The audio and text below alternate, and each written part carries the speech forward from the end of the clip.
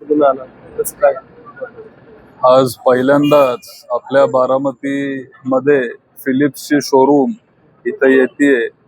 सुमंग म्हणून एक ग्रुप आहे पुण्याचा, त्यांचं आता इथं आपल्या भिगवण रोडवर फिलिप्सचं शोरूम पहिल्यांदाच ते बारामतीमध्ये आणतायत. त्याचा आनंद आहे. ते उद्घाटन करायला आज इथं आलो. 19 तारखेला आता 19 ऑक्टोबरला पंतप्रधान नरेंद्र मोदी हे बारामतीत येणार आहेत. 19 ऑक्टोबर नाही, बहुतेक 16 ऑक्टोबरला येतील. पण नक्की येणार आहेत का नाही येणार आहेत ही माहिती अजून माझ्यापर्यंत आलेली नाहीये. साहेबांनी त्यांना निमंत्रण दिलंय. 16 ऑक्टोबरला विद्या प्रतिष्ठानचा वर्धापन दिन असतो आणि साहेबांच्या विनंतीला मान देऊन पंतप्रधान 100% येतील. फक्त तारीख अजून मला माहिती नाहीये, ती आपल्याला अधिकृतपणे कळेल. पंतप्रधानांचा बारामती दौरा होतोय, अशातच राष्ट्रवादी काँग्रेस पार्टी शरदचंद्रजी पवार पक्ष हा एनडीएत सहभागी होण्याच्या चर्चेला आता उधाण आलंय. एकंदरीत शरद पवारांकडून देखील पंतप्रधान मोदींची भेट घेण्यात आली. अलीकडच्या कालावधीमध्ये सुप्रिया सुळेंचं देखील भाजपसोबत जे काय वावरणं आहे ते वाढलेलं आहे. 16 तारखेचा दौरा कुठेतरी यावर शिक्कामोर्तब करतोय असं वाटतंय. असं काय नाहीये. मी पण पंतप्रधानांना भेटलो रेवतीच्या रिसेप्शनला. त्याच्यामुळे ठीक आहे, आपण भेटू शकतो. आणि ते पंतप्रधान आहेत, ते देशाचे पंतप्रधान आहेत, ते भाजपचे नेते नाहीये, ते आपल्या सगळ्यांचे पंतप्रधान आहेत. आणि त्यांचा अभिमान मलाही वाटतो. ते चांगल्या पद्धतीने काम करत आलेत आणि त्यांना भेटणं हे काही चुकीचं मला वाटत नाही. कामासाठी आपण कुणालाही भेटू शकतो आणि लोकांची जी कामं असतात ती म्हणजे जे आपले सगळे नेते सत्तेत आहेत त्यांना भेटून ती कामं आपण मार्गी लावली पाहिजे. त्याच्यात काही गैर किंवा चुकीचं नाही. एक पत्र बारामतीत व्हायरल होते, बारामतीत भरती झाली असं देखील त्यात म्हटलं झालं आणि गुन्हेगारी भरपूर प्रमाणात वाढलेली. संपूर्ण पवार कुटुंबाने लक्ष घालावे असे त्यात विनंती करण्यात आलेली आहे. काय एकतर नवीन काय ना काय नवीन पत्र हे येत राहतात. मला आठवतंय पूर्वी पण काहीतरी एक पत्र आलेलं, परत काहीतरी एक नवीन पत्र आलेलं, आणि हे सगळे पत्र अनॉनिमस असतात. पत्र कोण लिहितंय हे काय तिथं खालती ते त्यांचं नाव लिहित नाही. पुढच्या वेळेस तुमच्या माध्यमातून विनंती करतो मी त्यांना, जे हे पत्र लिहितात तुम्ही नाव तरी लिहा, म्हणजे चर्चा करता येईल, बोलता येईल, नक्की काय त्यांची अडचण आहे हे आम्हाला समजून घेता येईल. पण बाकीच्यांचं मी काय सांगू शकत नाही. पण आम्ही सगळेच इथं काम करत आलोय. आठवड्यातले 5 दिवस मी इथं बारामतीत असतो. आणि आता म्हणजे पवार कुटुंब जर तुम्ही बघितलं तर मी, साहेब आणि ताई आज आम्ही सत्तेत नाहीये. आमचा पक्ष वेगळा आहे. राष्ट्रवादी काँग्रेस शरदचंद्रजी पवार हा पक्ष वेगळा आहे. आज सत्तेत आहे राष्ट्रवादी काँग्रेस, अजितदादा पक्ष, तो आज सत्तेत आहे. त्याच्यामुळं राजकीय जर तुम्ही आम्हाला विचारत असाल तर आज सत्तेत नसून सुद्धा जास्तीत जास्त वेळ मी बारामतीकरांसाठी देतोय. परवा कनेरी काटेवाडीमध्ये पण एक घटना घडली.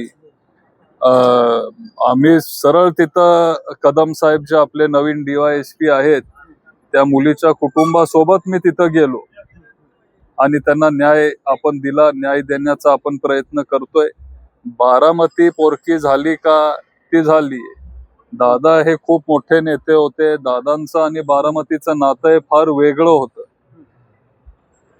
परत तसे दादा होणं हे शक्य नाहीये. दादांनी तेवढा वेळ दिला, तेवढी त्यांनी कामं केली आणि तेवढी त्यांची नाळ बारामतीकरांशी जोडली गेली होती. आम्ही सगळे प्रयत्न करू. आम्ही आता नवीन पिढी आहोत. आम्ही आमच्या पद्धतीने कष्ट घेतोय, वेळ देतोय.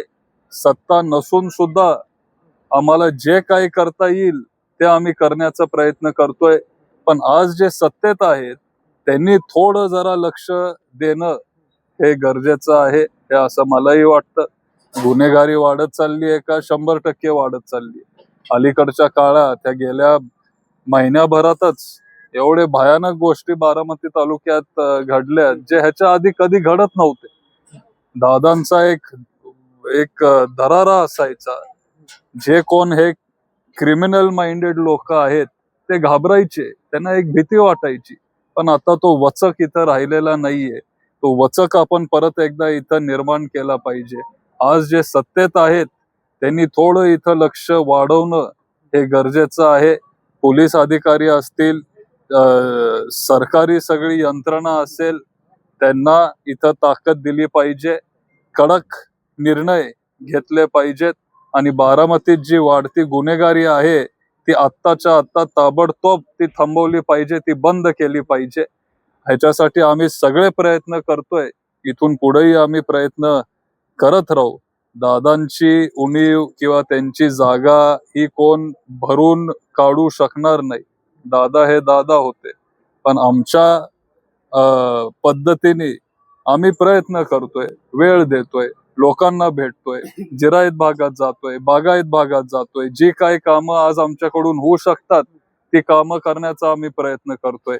सत्ता नसून सुद्धा आपल्या एनजीओ कडून किंवा शरयू फाउंडेशन कडून किंवा ताईंच्या खासदार निधीतून, साहेबांच्या खासदार निधीतून, ताईंच्या ऑफिस कडून, साहेबांच्या ऑफिस कडून, माझ्या ऑफिस कडून जे काही शक्य आहे ते आम्ही करण्याचा प्रयत्न करतोय. इथून पुढेही आम्ही हे करत राहू. आम्ही इथं फक्त आणि फक्त बारामतीच्या सेवेसाठी आहोत. 50 वर्ष लोक आम्हाला इथं साथ देत आलेत, आमच्या कुटुंबाला आशीर्वाद देत आलेत आणि तो आशीर्वाद आम्ही वाया जाऊन देणार नाही. आम्ही बारामतीकरांसाठी इथून पुढेही काम करत राहू. जे काय असेल, कोणाची कुठलीही अडचण असू दे, ते येऊ शकतात, भेटू शकतात आणि ती अडचण सॉल्व्ह करण्याचा एक प्रामाणिक प्रयत्न आमच्याकडून नेहमीच होईल. दादा, त्या पत्रातले जर मुद्दे आपण पाहिले तर अतिशय गंभीर मुद्दे आहेत. नगरपालिकेतले काही मुद्दे त्यांनी त्या ठिकाणी उल्लेख केले. नगराध्यक्षांच्या माध्यमातून एक कली केला जातो. ज्या निविदा ऑफलाईन काढण्यासाठी जे शासन निर्णय आहेत त्या निर्णयांचं कुठेतरी उल्लंघन करून 80 लाखाच्या निविदा ऑफलाईन काढल्या जातात. त्यामध्ये भ्रष्टाचार केला जातो. आपल्या पक्षाकडून देखील तो मुद्दा 15 ऑगस्टला उचलला होता आणि त्या संदर्भात एक आंदोलन केलं गेलं होतं. या सगळ्या प्रक्रियेमध्ये इथून पुढच्या कालावधीमध्ये आपल्या पक्षाची भूमिका काय असणार आहे? तुम्ही बारामतीकरांना वेळ देतायत, आपली भूमिका काय असणार आहे? आता इथं आरतीताई आहेत, ते विरोधी पक्ष नेते आहेत आपल्या नगरपालिकेचे. ते तिथे हे सगळे मुद्दे मांडत असतात. 15 ऑगस्टला मोठं आंदोलन पण आमच्या पक्षाने उभं केलं. हा एक मुद्दा तुम्ही इथं मांडताय, पण असेच अनेक विषय आहेत. हे सगळे आम्ही तिथं हाऊसमध्ये, आम्ही म्हणजे ताई तिथं मांडत असतात. हे सगळे लोकहितांचे प्रश्न आहेत, आम्ही ते समजू शकतो. आता एक 2-3 दिवसानंतर मी स्वतः आपल्या नगराध्यक्षांना भेटणारे, सीओना भेटणारे, त्यांची वेळ घेणारे आणि बारामती शहरातले जे काय अडचणी असतील, आपले जे काय प्रॉब्लेम असतील, हे आम्ही त्यांच्या समोर मांडणारे, त्याचा पाठपुरावे आम्ही करणारे आणि हे सगळी कामं आम्ही मार्गी लावू. भ्रष्टाचार वगैरे जर कोण करत असेल तर आम्ही ते खपून घेणार नाही. बारामतीमध्ये हे सगळं अजिबात आम्ही चालू देणार नाही.